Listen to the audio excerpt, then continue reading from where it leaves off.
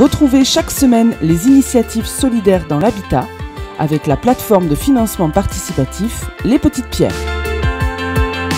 Reloger des mamans par l'accueil, l'accompagnement et la formation, c'est la mission de Claire Amitié France pour aider les personnes en difficulté à se remettre debout et retrouver leur place dans la société.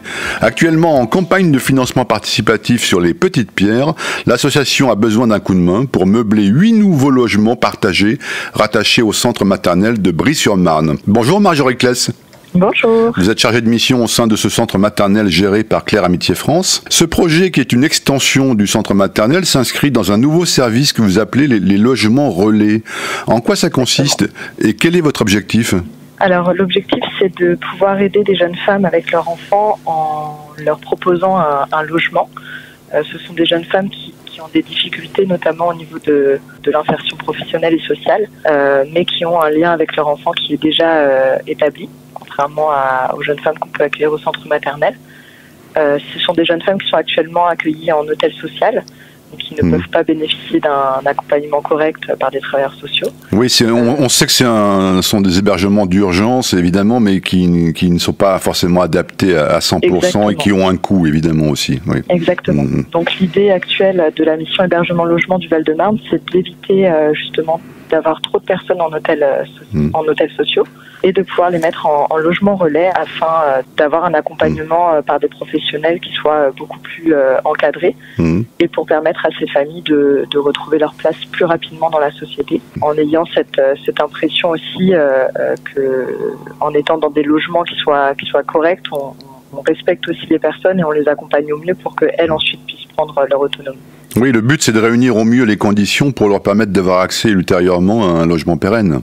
Exactement. D'accord. Et là vous êtes en train de développer ce concept de logement relais ? Oui, actuellement on est en train de chercher des logements plutôt de type T4 pour que 3 familles puissent habiter ensemble.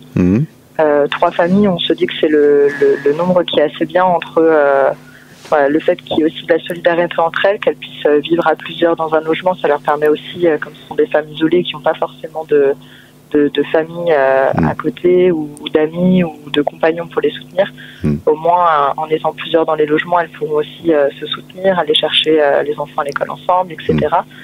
Et en même temps, ça permet d'être pas non plus dans du collectif avec trop de familles. Oui, il y a une dimension humaine qui est d'autant plus importante dans ce contexte, quoi. Exactement. Vous parliez tout à l'heure du profil de ces personnes en difficulté, ou plutôt de leur histoire, qui n'a pas toujours été facile, loin de là.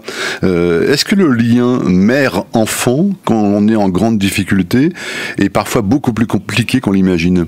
Oui, bien sûr, parce que déjà pour une maman qui n'est pas en difficulté, c'est compliqué d'établir un lien avec son enfant, s'il y a de l'aide de la famille, etc. Entre la fatigue, les questionnements qu'on peut avoir, le fait aussi qu'on ne comprenne pas toujours ce petit être, c'est toujours compliqué. Déjà pour une famille lambda, alors quand en plus de ça, on est femme isolée, qu'on vit en hôtel social ou qu'on se retrouve à la rue du jour au lendemain pour X raisons, s'occuper de son enfant, c'est pas simple.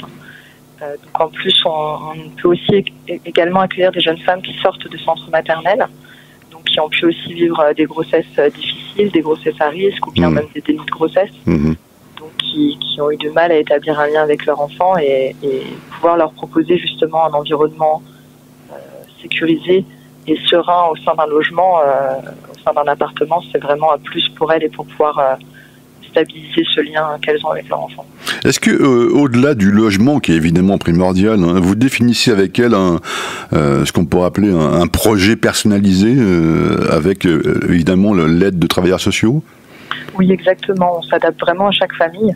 Il y a des familles qui vont arriver dans les services des logements relais qui auront déjà un travail. Mais ce travail, au vu du salaire qui est souvent proche d'un SMIC, ne leur permet pas d'avoir un accès au logement sans être accompagnées. Donc ces familles-là, on va vraiment plutôt travailler sur l'accès au logement et l'accès aux droits qu'on peut avoir aujourd'hui en France, en les orientant vers les services qui existent déjà dans chacune des villes. D'autres familles qui ne seront pas encore en insertion professionnelle, ce sera aussi de définir avec elles leurs projets et savoir ce qu'elles ont envie de faire comme travail, si elles ont suivi déjà des formations, etc. et pouvoir également les orienter vers les services déjà existants, comme la mission locale ou Pôle emploi.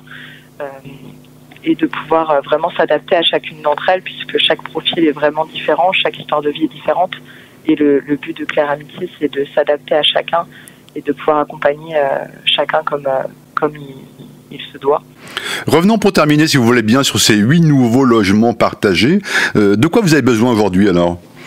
Alors aujourd'hui, on a vraiment besoin de pouvoir financer le matériel qu'on va pouvoir mettre dans les logements, puisque on part du principe que pour que les jeunes femmes puissent être à l'aise et puissent faire confiance aussi à l'association Claire Amitié, elles ont besoin de se sentir à l'aise dans les lieux qu'on va leur proposer pour vivre.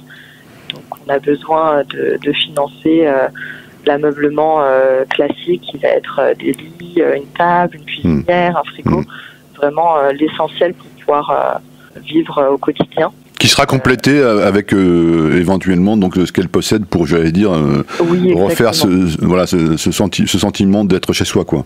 Exactement. Ensuite, c'est à elles aussi d'emmener leur petite touche personnelle pour qu'elles se sentent vraiment chez elles, parce que c'est ça le but principal aussi des logements relais, c'est qu'elles puissent se sentir chez elles, contrairement à l'hôtel social où on sait qu'on est dans un hôtel et qu'on n'est pas chez soi. Bien sûr.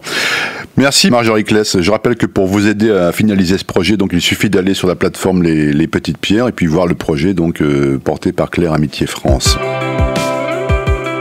C'était les initiatives solidaires dans l'habitat avec la plateforme de financement participatif Les Petites Pierres.